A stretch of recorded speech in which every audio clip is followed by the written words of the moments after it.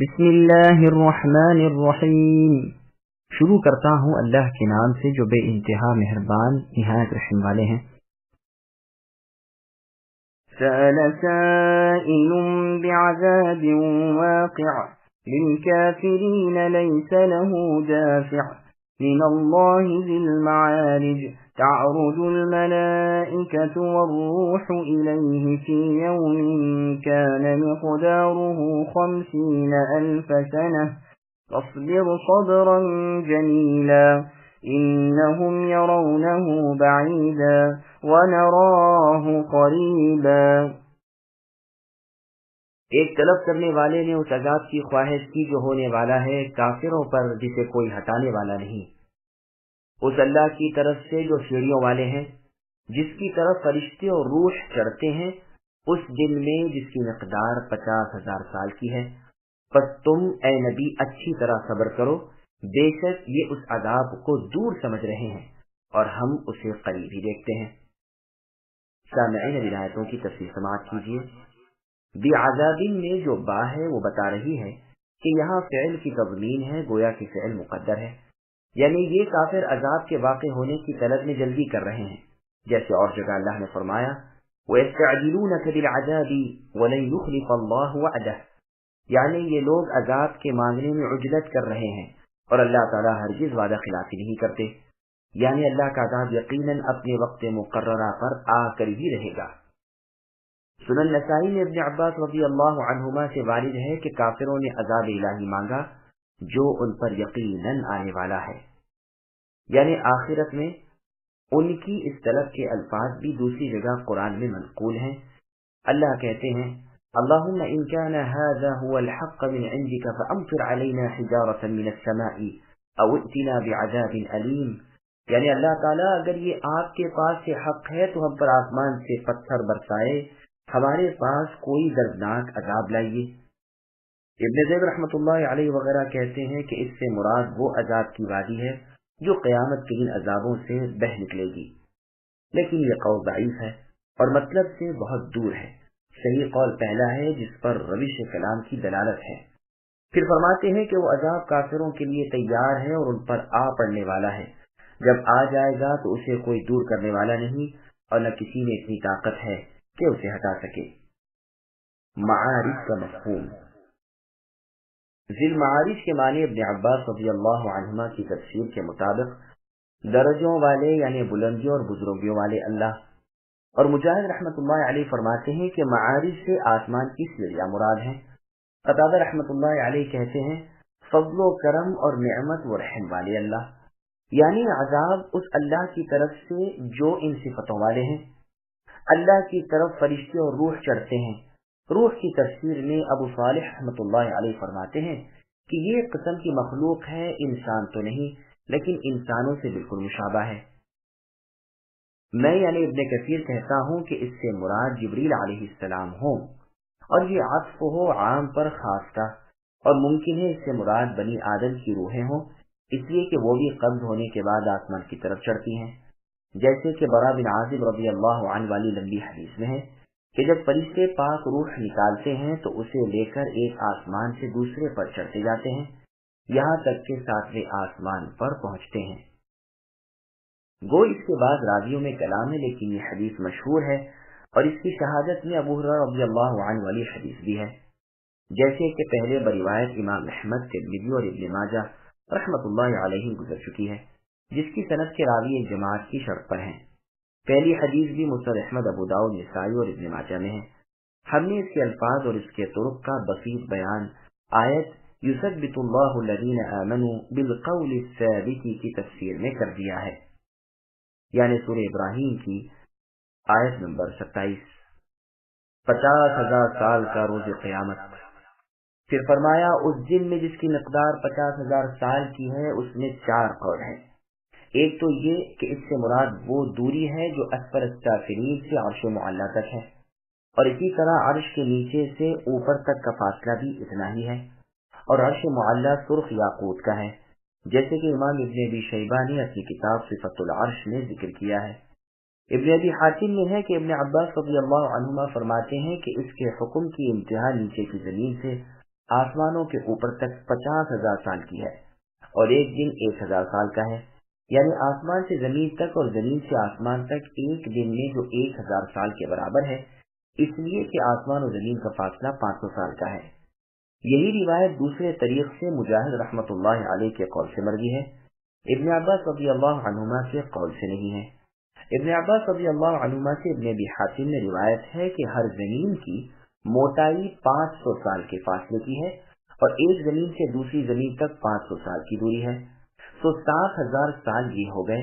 इसी तरह आसमान तो 14,000 साल से हुए और 7वें आसमान से अर्श अज़ीम तक 36,000 साल का फासला है। यही माने है अल्लाह तबारक व तआला के इस फरमान के उस दिन में जिसकी मिक़दार 50,000 साल के बराबर है। दूसरा कौल ये है कि मुराद इससे ये है कि जब से इस आलम को अल्लाह ताला ने पैदा किया है तब से लेकर क़यामत तक इसकी बका की आखिरी मुद्दत 50,000 साल की है। चुनाचे मुजाहिद रहमतुल्लाह अलैह फरमाते हैं कि दुनिया की कुल उम्र 50,000 साल की है और यही एक दिन है जो इस आयत में मुराद लिया गया है। इक्रिमा रहमतुल्लाह अलैह फरमाते हैं कि दुनिया की पूरी मुद्दत यही है, लेकिन किसी को मालूम नहीं कि किस कदर गुजर गई और कितनी बाकी है बजुज़ अल्लाह तबारक व तआला के। तीसरा कौल ये है कि ये दिन वो है जो दुनिया और आखिरत में फासला है। मोहम्मद इब्न कअब अल-कुरवी यही फरमाते हैं, लेकिन ये कौल बहुत ही अजीब व गरीब है। चौथा कौल ये है कि इससे मुराद क़यामत का दिन है। इब्न अब्बास रज़ियल्लाहु अन्हुमा से बसनद सहीह मरवी है। इक्रिमा रहमतुल्लाह अलैह यही फरमाते हैं, इब्न अब्बास रज़ियल्लाहु अन्हुमा का कौल है कि क़यामत के दिन को अल्लाह ताला काफिरों पर 50,000 साल का कर देंगे। मुस्नद अहमद की हदीस में है कि अबू हुरैरा रज़ियल्लाहु अन्हु के पास से कबीले बनु आमिर का एक शख्स गुजरा। लोगों ने कहा कि हजरत ये अपने कबीले में सबसे बड़ा मालदार है। आपने उसे बुलवाया और फरमाया, क्या वाकई तुम सबसे ज्यादा मालदार हो? उसने कहा, हाँ, मेरे पास रंग बिरंग के सैकड़ों ऊंट, किस्म किस्म के गुलाम, आला आला दर्जे के घोड़े वगैरह हैं। अबू हुरैरा रज़ियल्लाहु अन्हु ने फरमाया, देखो खबरदार, ऐसा न हो कि ये जानवर अपने पाँव से तुम्हें रौंदे और अपने सींगों से तुम्हें मारे। बार बार यही फरमाते रहे, यहाँ तक कि आमरी के चेहरे का रंग उड़ गया और उसने कहा, अबू हुरैरा ये क्यों? आपने फरमाया, सुनो, मैंने रसूलुल्लाह सल्लल्लाहु अलैहि वसल्लम से सुना है कि जो अपने ऊँटों का हक अदा न करेगा यानी उनकी ज़कात न देगा, उनकी सख्ती में और उनकी आसानी में, तो उसे अल्लाह ताला क़यामत के दिन एक चटिए लंबे चौड़े साफ मैदान में चित लिटाएंगे और उन तमाम जानवरों को मोटा ताजा करके हुक्म देंगे कि इसे रौंदते हुए चलो। चुनाचे एक एक करके उसे कुचलते हुए गुजरेंगे। जब आखिर वाला गुजर जाएगा तो अव्वल वाला लौट कर आ जाएगा। यही अजाब उसे होता रहेगा उस दिन में जिसकी मिक़दार 50,000 साल की है, यहाँ तक कि लोगों के दरमियान फैसले हो जाए, फिर वो अपना रास्ता देख लेगा। इसी तरह गाय, घोड़े, बकरी वगैरह भी सींगदार जानवर अपने सींगों से भी उसे मारते जाएंगे। कोई उनमें बेसींग का या टूटे हुए सींग वाला न होगा। आमिरी ने पूछा, ए अबू हुरैरा फरमाइए, ऊँटों में अल्लाह ताला का हक क्या है? फरमाया, मिस्कीनों को सवारी के लिए तुहफतन देना, गुरबा के साथ सलूक करना, दूध पीने के लिए जानवर देना, उनके नरों की जरूरत जिन्हें मादा के लिए हो उन्हें मांगा हुआ बेकीमत देना। ये हदीस अबू दाऊद और निसाई में भी दूसरी सनद से मज़कूर है।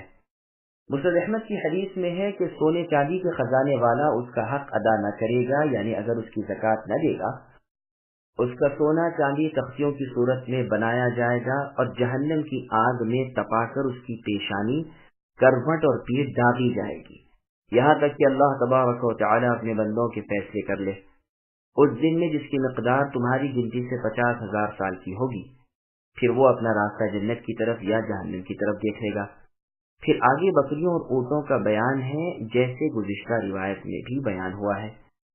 और सही मुस्लिम की हदीस में है कि घोड़े 3 किस्म के लोगों के लिए हैं। एक किस्म के तो अजर दिलाने वाले, दूसरी किस्म के पर्दापोशी करने वाले, तीसरी किस्म के बोझ ढोने वाले। ये हदीस पूरी सही मुस्लिम शरीफ में भी है। इन रिवायतों के पूरा बयान करने की और इनकी सनदों और अल्फाज के तमाम तर नकल करने की मुनासिब जगह अहकाम की किताब ज़कात है। यहाँ इनके वारिद करने से हमारी गर्ज सिर्फ इन अल्फाज से है کہ یہاں تک کہ اللہ تعالیٰ اپنے بندوں کے درمیان فیصلے کریں گے اس دن میں جس کی مقدار 50,000 سال کی ہے۔ عبداللہ ابن عباس رضی اللہ عنہما سے ایک شخص نے پوچھا کہ وہ دن کیا ہے جس کی مقدار 50,000 سال کی ہے؟ ابن عباس رضی اللہ عنہما نے فرمایا وہ کون سا 50,000 سال کا دن ہوگا؟ اس نے کہا کہ میں تو خود دریافت کرنے آیا ہوں۔ آپ نے فرمایا کہ سنو، یہ 2 دن ہیں جن کا ذکر اللہ تبارک و تعالیٰ نے اپنی کتاب میں کیا ہے۔ اللہ تعالیٰ ہی کو ان کی حقیقت کا بخوبی علم ہے۔ میں تو باوجود نہ جاننے کے کتاب اللہ میں کچھ کہنا مکروہ یعنی ناپسندیدہ جانتا ہوں۔ پھر آگے اللہ فرماتے ہیں کہ اے نبی، تم اپنی قوم کے جھٹلانے پر اور عذاب کے مانگنے کی جلدی پر جسے وہ اپنے نزدیک نہ آنے والا جانتے ہیں صبر و سہار کرو، جیسے اور جگہ اللہ نے فرمایا یستعجل بها الذین لا یؤمنون بها الى آخر الآیہ، یعنی بے ایمان تو قیامت کے جلد آنے کی تمنائیں کرتے ہیں اور ایماندار اس کے آنے کو حق جان کر اس سے ڈر رہے ہیں۔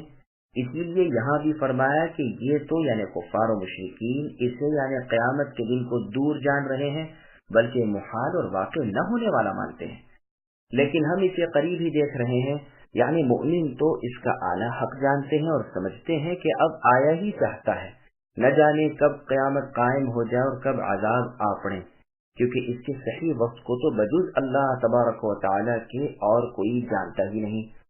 بس ہر وہ چیز جس کے آنے اور ہونے میں کوئی شک نہ ہو اس کا آنا قریب ہی سمجھا جاتا ہے اور اس کے ہو پڑنے کا ہر وقت کھٹکا ہی رہتا ہے۔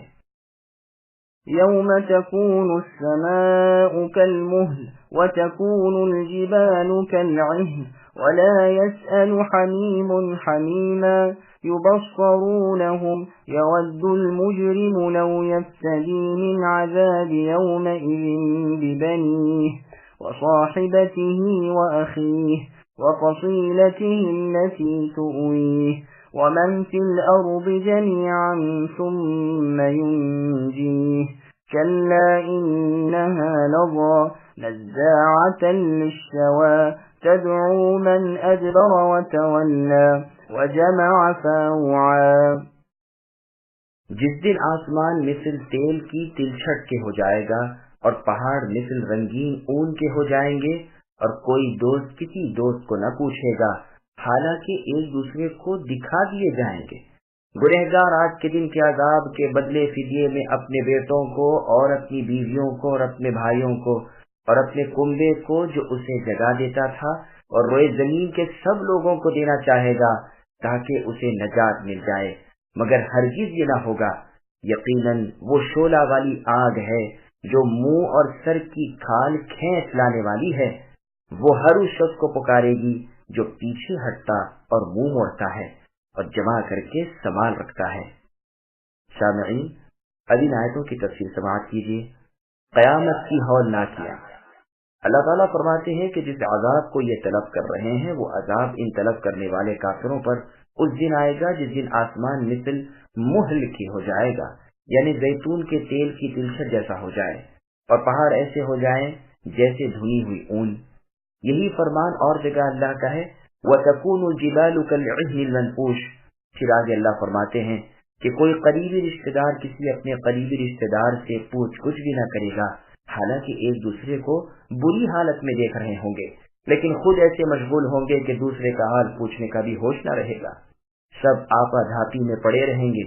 ابن عباس رضی اللہ عنہما فرماتے ہیں کہ ایک دوسرے کو دیکھے گا، پہچانے گا، لیکن پھر بھاگ کھڑا ہوگا، جیسے اور جگہ اللہ نے فرمایا لِكُلِّ امْرِئٍ مِّنْهُمْ يَوْمَئِذٍ شَأْنٌ يُغْنِيهِ، یعنی ہر ایک شخص ایسے مشغلے میں لگا ہوا ہوگا جو دوسرے کی طرف متوجہ ہونے کا موقع ہی نہ دے گا۔ اور جگہ اللہ کا فرمان ہے کہ لوگوں اپنے رب سے ڈرو اور اس دن کا خوف کرو جس دن باپ اپنی اولاد کو اور اولاد اپنے باپ کو کچھ کام نہ آئے گی۔ اور جگہ اللہ کا ارشاد ہے کہ وہ قرابت دار ہوں لیکن کوئی کسی کا بوجھ نہ بٹائے گا۔ اور جگہ اللہ نے فرمایا فَإِذَا نُفِخَ فِي الصُّورِ فَلَا أَنْسَابَ بَيْنَهُمْ يَوْمَئِذٍ وَلَا يَتَسَاءَلُونَ، یعنی سور پھونکتے ہی سب آپس کے رشتے ناتے اور پوچھ گچھ ختم ہو جائے گی۔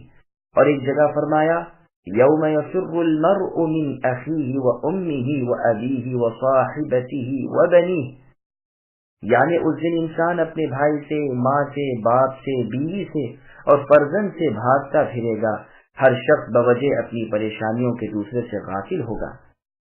یہ وہ دن ہوگا کہ اس دن ہر گنہگار چاہے گا کہ اپنی اولاد کو اپنے فدیے میں دے کر جہنم کے عذاب سے چھوٹ جائے، اور اپنی بیوی کو اور اپنے بھائی کو اور اپنے رشتے کنبے کو اور اپنے خاندان اور قبیلے کو، بلکہ چاہے تمام روئے زمین کے لوگوں کو جہنم میں ڈال دیا جائے لیکن اسے آزاد کر دیا جائے۔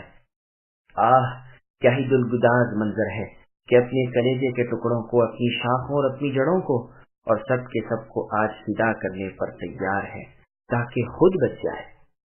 فقیلہ کے ایک معنی مال کے لیے کیے گئے ہیں۔ غرض کے تمام تر محبوب ہستیوں کو اپنی طرف سے بھیٹ میں دینے پر دل سے رضامند ہوگا، لیکن کوئی چیز کام نہ آئے گی، کوئی بدلہ اور فدیہ نہ کھپے گا، کوئی عوض اور معاوضہ قبول نہ کیا جائے گا، بلکہ اس آگ کے عذابوں میں ڈالا جائے گا جو اونچے اونچے اور تیز تیز شعلے پھینکنے والی اور سخت بھڑکنے والی ہے، جو سر کی کھال تک جھلسا کر کھینچ لاتی ہے، بدن کی کھال دور کر دیتی ہے اور کھوپڑی تل تلی کر دیتی ہے، ہڈیوں کو گوشت سے الگ کر دیتی ہے، رگ پھٹے کھچنے لگتے ہیں، ہاتھ پاؤں ایٹنے لگتے ہیں، پنڈلیاں کٹی جاتی ہیں، چہرہ بگڑ جاتا ہے، ہر عضو بگڑ جاتا ہے، چیخ پکار کرتا رہتا ہے، ہڈیوں کا چورا کرتی رہتی ہے، کھالیں جلاتی جاتی ہیں۔ یہ آگ اپنی فصیح زبان اور اونچی آواز سے اپنے والوں کو جنہوں نے دنیا میں بدکاریاں اور اللہ کی نافرمانیاں کی تھی پکارتی ہے۔ پھر جس طرح پرند جانور دانہ چگتا ہے، اسی طرح میدان محشر میں سے ایسے بد کردار لوگوں کو ایک ایک کر کے دیکھ بھال کر چن لیتی ہے۔ اب ان کی بدعمالیاں بیان ہو رہی ہیں کہ یہ دل سے جھٹلانے والے اور بدن سے عمل چھوڑ دینے والے تھے، یہ مال کو جمع کرنے والے اور سربند کر کے رکھ چھوڑنے والے تھے، اللہ تعالیٰ کے ضروری احکام میں بھی مال خرچ کرنے سے گریز کرتے تھے، بلکہ زکوٰۃ تک ادا نہ کرتے تھے۔ حدیث میں ہے رسول اللہ نے فرمایا، جس کو امام بخاری اور مسلم نے نکالا، کہ سمیٹ سمیٹ کر سینت سینت کر نہ رکھو ورنہ اللہ تعالیٰ بھی تجھ سے روک لیں گے۔ عبداللہ ابن حکم تو اس آیت پر عمل کرتے ہوئے کبھی تھیلی کا منہ ہی نہ باندھتے تھے۔ امام حسن بصری رحمۃ اللہ علیہ فرماتے ہیں کہ اے ابن آدم، اللہ تعالیٰ کی وعید سن رہا ہے پھر بھی مال سمیٹتا جا رہا ہے۔ قتادہ رحمۃ اللہ علیہ فرماتے ہیں کہ مال کو جمع کرنے میں حلال حرام کا پاس نہ رکھتا تھا اور اللہ تعالیٰ کا فرمان ہوتے ہوئے بھی خرچ کی ہمت نہیں کرتا تھا۔ إن الإنسان خلق هلوعا إذا مسه الشر جزوعا وإذا مسه الخير منوعا إلا المصلين الذين هم على صلاتهم دائمون والذين في أموالهم حق معلوم للسائل والمحروم والذين يصدقون بيوم الدين والذين هم من عذاب ربهم مشفقون إن عذاب ربهم غير مأمون والذين هم لفروجهم حافظون إلا على أزواجهم أو ما ملكت أيمانهم فإنهم غير ملومين فمن ابتغى وراء ذلك فأولئك هم العادون والذين هم لأماناتهم وعهدهم راعون والذين هم بشهاداتهم قائمون والذين هم على صلاتهم يحافظون أولئك في جنات مكرمون۔ بے شک انسان بڑے کچے دل والا بنایا گیا ہے، جب اسے مصیبت پہنچتی ہے تو ہڑبڑا اٹھتا ہے اور جب راحت ملتی ہے تو بخل یعنی کنجوسی کرنے لگتا ہے۔ مگر وہ نمازی جو اپنی نماز پر ہمیشگی کرنے والے ہیں اور جن کے مالوں میں مقررہ حصہ ہے، مانگنے والوں کا بھی اور سوال سے بچنے والوں کا بھی، اور جو انصاف کے دن پر یقین رکھتے ہیں اور جو اپنے رب کے عذاب سے ڈرتے رہتے ہیں، بے شک ان کے رب کا عذاب بے خوف ہونے کی چیز نہیں۔ اور جو لوگ اپنی شرمگاہوں کی حرام سے حفاظت کرتے ہیں، ہاں ان کی بیویوں اور لونڈیوں کے بارے میں جن کے وہ مالک ہیں انہیں کوئی ملامت نہیں، اب جو کوई इसके अलावा राह ढूंढेगा तो ऐसे लोग हद से गुजर जाने वाले होंगे, और जो अपनी अमानतों की और अपने कौल और करार हर आन मनहूज रखते हैं, और जो अपनी गवाहियों पर सीधे और कायम रहते हैं, और जो अपनी नमाजों की हिफाजत करते हैं, उन्हीं लोगों की जन्नतों में इज्जत और तकरीम की जाएगी। सामईन इन आयतों की तफसीर समाअत कीजिए। बेसब्री इंसानी आदत है। यहाँ इंसानी जिबिल्लत की कमजोरी बयान हो रही है कि बड़ा ही बेसब्रा है। मुसीबत के वक्त तो मारे घबराहट और परेशानी के बावला सा हो जाता है, गोया दिल उड़ गया और गोया अब कोई आस बाकी नहीं रही, और राहत के वक्त बखील कंजूस बन जाता है, अल्लाह ताला का हक भी डकार जाता है। सुनन नबी दाऊद और मुस्नद अहमद में नबी सल्लल्लाहु अलैहि वसल्लम का फरमान है, बदतरीन चीज इंसान में बेहद बखीली और इंतहाई दर्जे की नामर्दी है। फिर आगे अल्लाह ने फरमाया कि हाँ, इस मज़मूम खसलत से वो लोग दूर हैं जिन पर खास फज़्ल इलाही है और जिन्हें तौफीक खैर अजल से मिल चुकी है, जिनकी सिफतें ये हैं कि वो पूरे नमाजी हैं, वक्तों की निगहबानी करने वाले, वाजिबात नमाज को अच्छी तरह बजा लाने वाले, सुकून और इत्मीनान और खुशू और खुदूअ से पाबंदी के साथ नमाज अदा करने वाले हैं, जैसे कि अल्लाह ने फरमाया क़द अफ़लहल मुमिनून इला आखिरिल आयत। उन ईमानदारों ने नजात पाली जो अपनी नमाज खौफ इलाही से अदा करते हैं। ठहरे हुए बेहरकत के पानी को भी अरब माउन दाइमुन कहते हैं। इससे साबित हुआ कि नमाज में इत्मीनान वाजिब है। जो शख्स अपने रुकू और सजदे पूरी तरह ठहर कर बाइत्मीनान अदा नहीं करता, वो अपनी नमाज पर दायम नहीं, क्योंकि न वो सुकून करता है न इत्मीनान, बल्कि कब्जे की तरह ठोंगे मारता है। इसकी नमाज इसे नजात नहीं दिलवाएगी। और ये भी कहा गया है कि इससे मुराद हर नेक अमल पर मुदाविमत और हमेशगी करना है, जैसे कि नबी सल्लल्लाहु अलैहि वसल्लम का फरमान है, बुखारी और मुस्लिम में यह हदीस है कि अल्लाह ताला को सबसे ज्यादा पसंदीदा अमल वो है जिस पर मुदाविमत यानी हमेशगी की जाए, गो कम ही हो। सही बुखारी में है, रसूलुल्लाह की आदत मुबारक भी यही थी कि जिस काम को करते उस पर हमेशगी करते। क़तादा रहमतुल्लाह अलैहि फरमाते हैं कि हमसे जिक्र किया गया है कि दानियाल अलैहिस्सलाम पैगंबर ने उम्मत मोहम्मद की तारीफ करते हुए फरमाया कि वो ऐसी नमाज पढ़ेगी कि अगर कौम नूह ऐसी नमाज पढ़ती तो डूबती नहीं, और कौम आद की अगर ऐसी नमाज होती तो उन पर बेबरकती की हवाएं न भेजी जाती, और अगर कौम समूद की नमाज ऐसी होती तो उन्हें चीख से हलाक न किया जाता। बस ऐ लोगों, नमाज को अच्छी तरह पाबंदी से पढ़ा करो। मोमिन का ये जेवर और उसका बेहतरीन खुल्क है, यानी अखलाक। मालों में गरीब का हिस्सा। फिर आगे अल्लाह फरमाते हैं कि इनके मालों में हाजतमंदों का भी मुकर्ररा हिस्सा है। साइलुन और महरूम की पूरी तफसीर सूरह ज़ारियात में गुजर चुकी है। ये लोग हिसाब और जजा के दिन पर भी यकीन कामिल और पूरा ईमान रखते हैं। इसी वजह से वो अमाल करते हैं जिनसे सवाब पाएं और अजाब से छूटें। फिर इनकी सिफत बयान होती है कि वो अपने रब के अजाब से डरने और खौफ खाने वाले हैं, जिस अजाब से कोई अक्लमंद इंसान बेखौफ नहीं रह सकता, हाँ जिसे अल्लाह ताला अमन दे। और ये लोग अपनी शर्मगाहों को हरामकारी से रोकते हैं, जहाँ अल्लाह ताला की इजाजत नहीं उस जगह से बचाते हैं। हाँ अपनी बीवियों और अपनी ममलूका लौंडियों से अपनी ख्वाहिश नफ्स पूरी करते हैं, तो इसमें उन पर कोई मलामत और अलाहना नहीं। लेकिन जो शख्स इनके अलावा और जगह या और तरह अपनी शहवत रानी करे, वो यकीनन हुदूद इलाही से तजावुज करने वाला है। इन दोनों आयतों की पूरी तफसीर क़द अफ़लहल मुमिनून में गुजर चुकी है, यहाँ दोबारा लाने की जरूरत नहीं। ये लोग अमानत के अदा करने वाले, वादों और अहदों, कौल और करार को पूरा करने वाले और अच्छी तरह निभाने वाले हैं। न खयानत करते हैं, न बदअहदी और न वादा शिकनी करते हैं। ये सब सिफतें मुमिनीन की हैं और इनके खिलाफ अमल करने वाला मुनाफिक है। जैसा कि सही हदीस में बुखारी और मुस्लिम की है, रसूलुल्लाह ने फरमाया, मुनाफिक की 3 खसलतें हैं, जब कभी बात करे तो झूठ बोले, जब कभी वादा करे तो उसके खिलाफ करे, और जब अमानत उसके पास रखी जाए तो खयानत करे। बुखारी और मुस्लिम की एक और रिवायत में है कि जब कभी मुनाफिक अहद करे तो उसे तोड़ दे, और जब कभी झगड़े तो गालियां बके। ये अपनी शहादतों यानी गवाहियों की भी हिफाजत करने वाले हैं, यानी न इसमें कमी करते हैं न ज्यादती, نہ گواہی دینے سے بھاگتے ہیں نہ اسے چھپاتے ہیں، جو چھپا لے تو وہ دل کا گنہگار ہے۔ پھر آگے فرمایا کہ وہ اپنی نماز کی پوری چوکسی کرتے ہیں، یعنی وقت پر ارکان اور واجبات اور مستحبات کو پوری طرح بجا لا کر نماز پڑھتے ہیں۔ یہاں یہ بات خاص توجہ کے لائق ہے کہ ان جنتیوں کے اوصاف بیان کرتے ہوئے شروع وصف بھی نماز کی ادائیگی کا بیان کیا اور ختم بھی اسی پر کیا۔ بس معلوم ہوا کہ نماز امر دین میں عظیم الشان کام ہے اور سب سے زیادہ شرف اور فضیلت والی چیز یہی ہے۔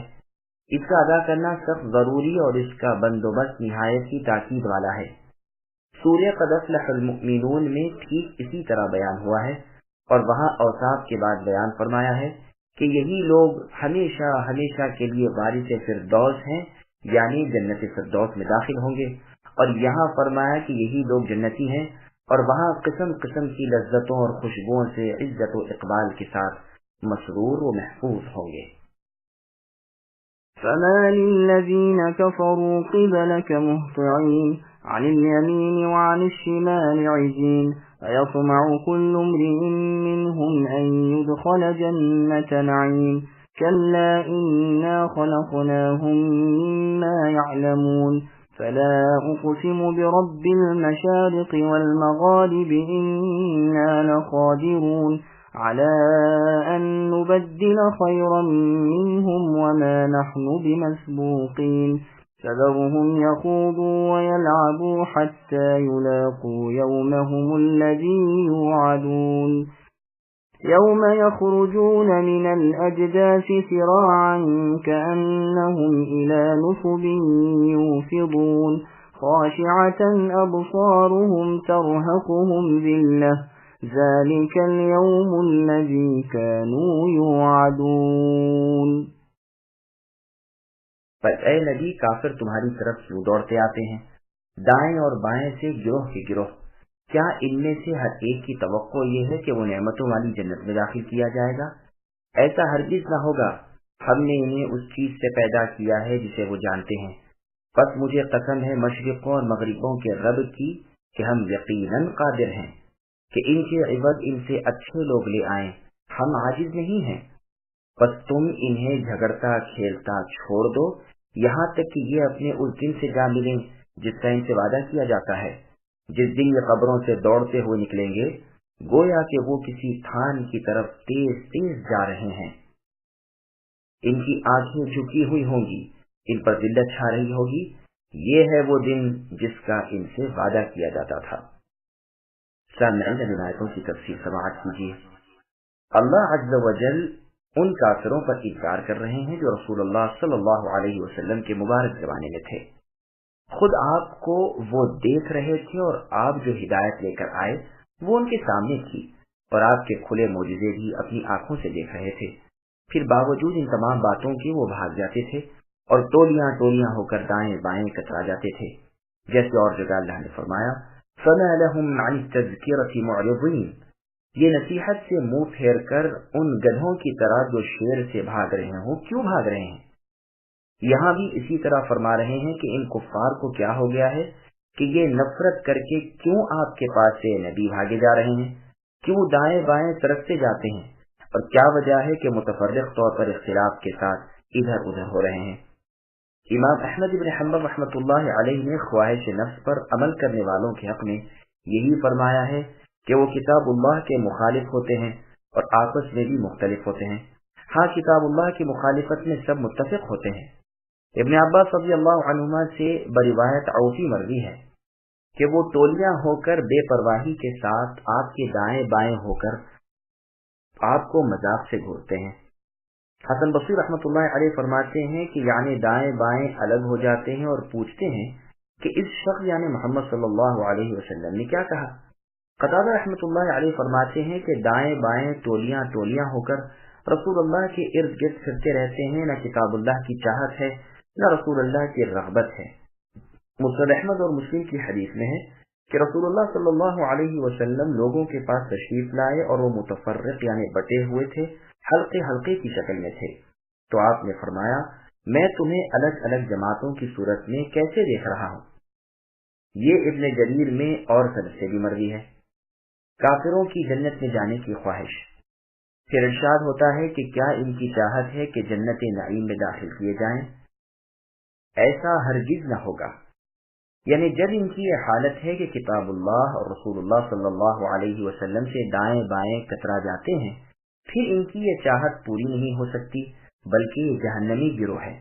اب جس چیز کو یہ محال جانتے تھے اس کا بہترین ثبوت انہی کی معلومات اور اقرار سے بیان ہو رہا ہے کہ جس نے تمہیں ضعیف پانی سے پیدا کیا ہے، یعنی منی سے، جیسے کہ خود تمہیں بھی معلوم ہے، پھر کیا وہ تمہیں دوبارہ نہیں پیدا کر سکتے ہیں؟ جیسے اور جگہ اللہ نے فرمایا أَلَمْ نَخْلُقكُّم مِّن مَّاءٍ مَّهِينٍ، کیا ہم نے تمہیں ناقدرے پانی سے پیدا نہیں کیا ہے؟ نیز فرمایا فَلْيَنظُرِ الْإِنسَانُ مِمَّا خُلِقَ مِن مَّاءٍ دَافِقٍ، انسان کو دیکھنا چاہیے کہ وہ کس چیز سے پیدا کیا گیا ہے، اچھلنے والے پانی سے یعنی منی سے پیدا کیا گیا ہے جو پیٹھ اور چھاتی کے درمیان سے نکلتا ہے۔ یقیناً وہ اللہ تعالیٰ اس کے لوٹانے پر قادر ہے، جس دن پوشیدگیاں کھل پڑیں گی اور کوئی طاقت نہ ہوگی نہ مددگار۔ بس یہاں بھی فرماتے ہیں کہ مجھے قسم ہے اس کی جس نے زمین و آسمان کو پیدا کیا اور مشرق و مغرب متعین کی اور ستاروں کے چھپنے اور ظاہر ہونے کی جگہ مقرر کر دی۔ مطلب یہ ہے کہ اے کافرو، جیسا تمہارا گمان ہے ویسا معاملہ نہیں کہ نہ حساب کتاب ہوگا نہ حشر نشر ہوگا، بلکہ یہ سب یقیناً ہونے والی چیزیں ہیں۔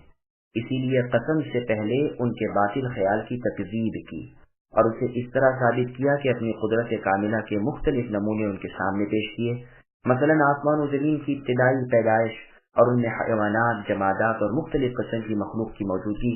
جیسے اور جگہ اللہ نے فرمایا لَخَلْقُ السَّمَاوَاتِ وَالْأَرْضِ أَكْبَرُ مِنْ خَلْقِ النَّاسِ وَلَكِنَّ أَكْثَرَ النَّاسِ لَا يَعْلَمُونَ، یعنی آسمان و زمین کا پیدا کرنا لوگوں کے پیدا کرنے سے بہت بڑا ہے، لیکن اکثر لوگ بے علم ہیں۔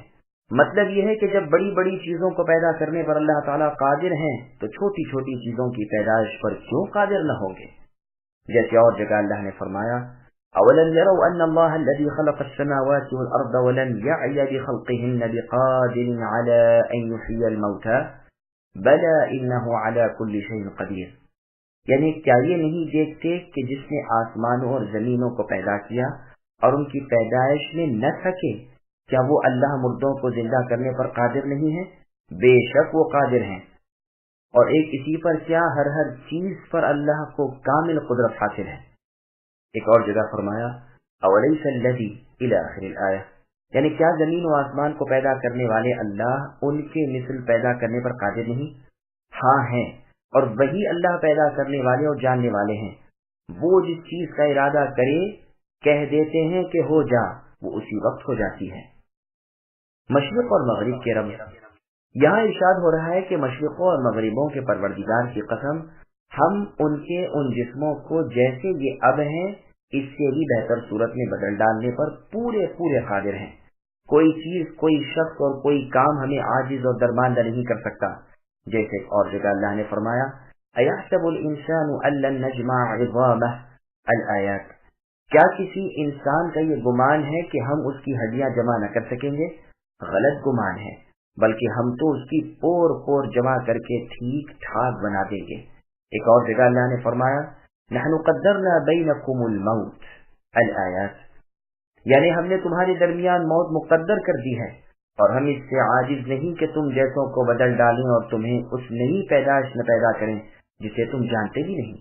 بس ایک تو مطلب آیت سے مندرجہ بالا کا یہ ہے، دوسرا مطلب امام ابن جریر رحمۃ اللہ علیہ نے یہ بھی بیان فرمایا ہے کہ ہم اس امر پر قادر ہیں کہ تمہارے بدلے ایسے لوگ پیدا کر دیں جو ہمارے مطیع و فرمانبردار ہوں اور ہماری نافرمانیوں سے رکے رہنے والے ہوں۔ جیسے ایک اور جگہ اللہ نے فرمایا وَإِن تَوَلَّوْا الْآيَاتِ، یعنی اگر تم نے منہ موڑا تو اللہ تعالیٰ تمہارے سوا اور قوم لائیں گے اور وہ تم جیسی نہ ہوگی۔ لیکن پہلا مطلب دوسری آیتوں کی صاف دلالت کی وجہ سے زیادہ ظاہر ہے، واللہ سبحانہ وتعالی اعلم۔ جھٹلانے والوں کی روز قیامت پیشی۔ پھر آگے اللہ فرماتے ہیں اے نبی، انہیں ان کے جھٹلانے اور کفر کرنے اور سرکشی میں بڑھنے ہی میں چھوڑ دو، جس کا وبال ان پر اس دن آئے گا جس کا ان سے وعدہ ہو چکا ہے، جس دن اللہ تعالیٰ انہیں بلائیں گے اور یہ میدان محشر کی طرف جہاں انہیں حساب کے لیے کھڑا کیا جائے گا۔ اس طرح لپکتے ہوئے جائیں گے جس طرح دنیا میں کسی بت یا علم کو یا تھان اور چلے کو چھونے اور ڈنڈوت کرنے کے لیے ایک دوسرے سے آگے بڑھتے ہوئے جاتے ہیں۔ مارے شرم و ندامت کی نگاہیں زمین میں گڑی ہوئی ہوں گی اور چہروں پر پھٹکار برس رہی ہوگی۔